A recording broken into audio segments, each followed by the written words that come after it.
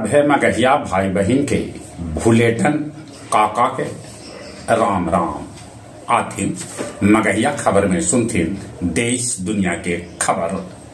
निहाय खाए के साथे चैती छठ व्रत शुरू। आज है प्रसादी।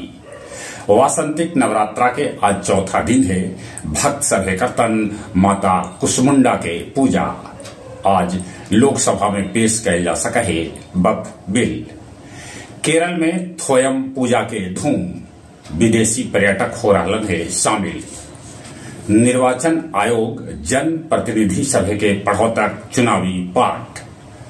प्रधानमंत्री नरेंद्र मोदी 1500 पंचायत भवन में संचालित डाकघर के करतन उद्घाटन। नौबतपुर पटना में आयोजित कयल गेल 3 दिवसीय ग्रामीण नाट्य उत्सव 2025। जेई मेन के परीक्षा आज से। गर्मी के देखैत अब बिहार में आंगनबाड़ी केंद्र सवेरे 7 बजे से 11 बजे तक चलावल जाए। एयरपोर्ट अथॉरिटी के 30वां स्थापना दिवस पर गया हवाई अड्डा में कार्यक्रम के आयोजन कयल गेल, जेकरा में कवि लोग अपन कविता के पाठ कैलन। दानापुर कैंट में आयोजित करल गेल पाटलिपुत्रा काव्य महोत्सव। गुजरात के बनासकाठा पटाखा फैक्ट्री में आग लगे से 18 मजदूर के है मौत के खबर। सुनीता विलियम्स कहलन कि अद्भुत लौकाहल अंतरिक्ष से अपन देश भारत। म्यांमार में भूकंप से मरे वाला के संख्या रोजे बढ़ रहा है। मलेशिया में गैस पाइपलाइन फटे से 100 से बेसी आदमी के झुलस के हो गए मौत।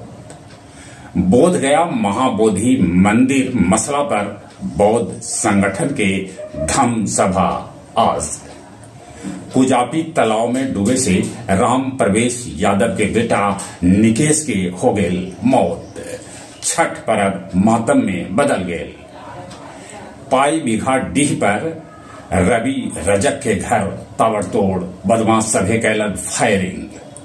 कोंच के खजूरी में एगो घर में आग लगल, जगरा में 4 गो बकरी के जल के हो गए मौत। गया के साहित्यकार डॉक्टर राम सिंहासन सिंह के भेटायल ऋषि पिंगल काव्य सम्मान पुरस्कार। आओ अब कुछ खेल के समाचार।